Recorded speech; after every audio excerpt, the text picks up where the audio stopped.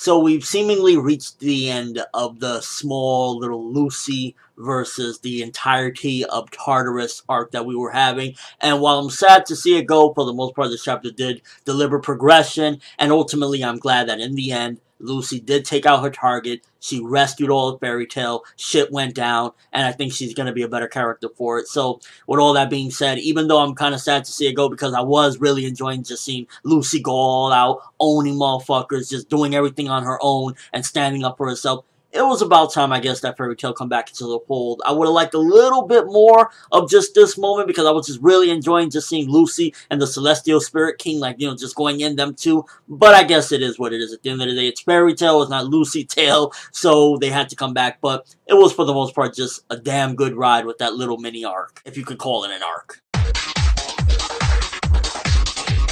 So it starts off, Lucy took out Jackal on her own. She did it. And then the Celestial Spirit King just goes in, and like I said, pretty much Galaxia sounded like it was going to be all about, the Celestial Spirit King, and he goes up, and I'm like, yo, is he like about to drop this gigantic amount of energy on everyone? Like, what the fuck is going on?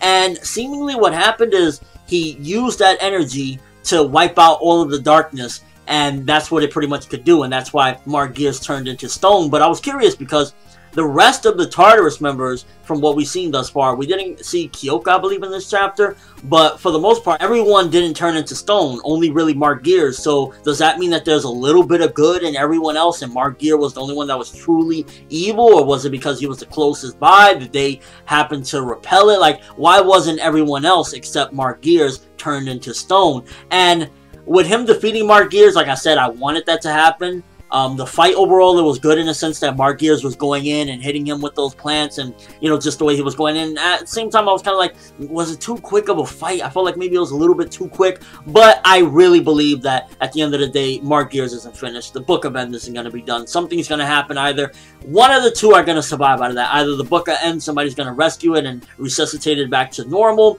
and maybe it would be ideal if somebody comes up and says, yo, fuck you, Geer. They take the book, resuscitate it, and push him over and let them fall into pieces. But either way, this isn't probably going to be the last time we see Geer's or the Book of End. This is a temporary pausing of him, so to speak, or stalling of him, because ultimately this is what it's about. The arc is about, that book and that motherfucker reviving End, as well as, of course, Zeref on top of everything. So this is probably not going to be the last of him. But at the very least, the Spirit King, the Celestial Spirit King, showed that he was a force to be reckoned with. He was no pushover, and there's a reason why he's the king. And upon him freeing everyone from Allegra, I realized something.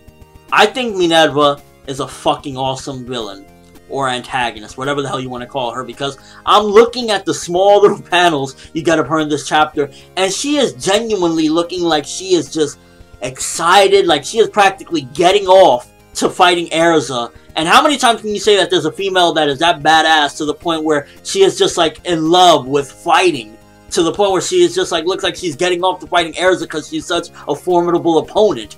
And I realized in this chapter, yeah, she's a piece of shit. Yeah, I fucking hate her for what she did to Lucy and all the fucked up shit she did. But she's amazing for this. Like, as a villain, if you really look at it, how many bitches can, like, how many females, like, I like that. Like, she even goes to the point of calling her my beloved. Like, I was like, is this Natalia on some Ra's al Ghul's daughter to Batman type of shit? Like, this is how much this bitch enjoys fighting. Like, I like that. And then at the end of the day, Lucy did take out her target, so I wasn't really that upset or anything about, like, somebody coming to rescue her. And nonetheless, it was a little bit different than the typical Natsu, I am here to be a knight in shining armor. It was actually Geer, which I've been wanting to see Geer for a while. It's like, what the fuck's up with Geer? So I'm glad that we got some Geer up in there. He came in, and it was just like one thing after another. Like, Geer shows up, then this guy shows up, then that guy shows up, then that guy shows up. It was just like one after another, someone showed up to counter the other. I was wondering what the fuck was up with Tempesta, because when Tempesta showed up, when the fuck could he breathe fire? Like, from my understanding, wasn't he wind and he could, like, self-destruct or something at the end, and that's how, like, he injured Loxus or whatever, and then he just, revived himself? So, was it when he was reincarnated or remade by, the machine or whatever? Was he given those powers? Because when the fuck did Tempesta have that ability? If I'm correct, wasn't he just wind? And then pretty much we just got huge setups. We got, like, a 4v4 from what it seems. We got Geer, we got Juvia, we got Gray, and we got Natsu, and they're gonna be fighting Heath, Tempesta, Torafusa, and Silver. And judging from the title of the chapter, I'm really, I don't want to jump on a leap because I believe it was called next chapter, like Father and Son or something like that. because it seems as though a big shocker is like Gray looks at Silver and he's just like completely surprised and Silver smiling. Like, could Silver be Gray's father? Is that really like just like Hiro's like spoiling the next chapter or something like that? Because he just looks completely surprised and then it just ends right there. And I'm like, what's going on? Is this actually his father? Or, you know, I'm guessing that that's what it is. Either that or Hiro is just going to throw us for a loop in the next chapter, because why tell us the title chapter and why have that as like a huge spoiler? So I'm interested to see what that's going to be about. So looking forward to next week's chapter as far as that goes. And ultimately, the first half to like towards the end of the chapter, it was like, you know, really awesome. I really liked everything that was going on. Mark Gears, maybe he fell a little bit too quick, but I truly don't believe that he's done.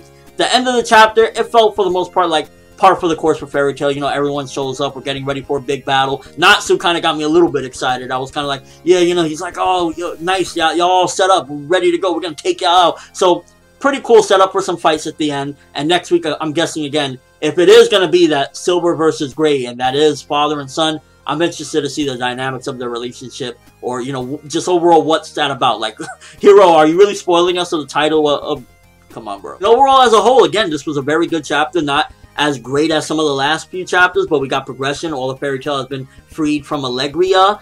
We got some setups for some fights, or some fights resuming for that matter. Erza versus Minerva, which this chapter, for some reason, I just found out, I really like this character. And I'm just glad that at the end of the day, Lucy set out for what she was going to do, and she succeeded. She didn't really need no help. At the end of the day, she defeated her target, she was done, and Torafusa was going to basically take her out while she was fainted. So somebody had to come in there, and at least it was Godzilla and not Natsu. So yeah, 8 out of 10, but let me know what you guys think. First of all, do you think that Mark Gears is going to return? Do you think somebody's going to just resuscitate the book and push him over? I think that would be interesting. Like, somebody's like, I'm the leader now. They take the book and eventually revive End. And ultimately, are you excited for the fights to resume? Do you think that it's going to be indeed Silver and Gray, father and son? And just your overall thoughts of the chapter. But that's all I have for this review. Thanks for watching. Hope you enjoyed. If you liked anything I had to say or enjoyed the video, drop me a like. I'd greatly appreciate it. I'm ForneverWorld, and as always, people, have an awesome day.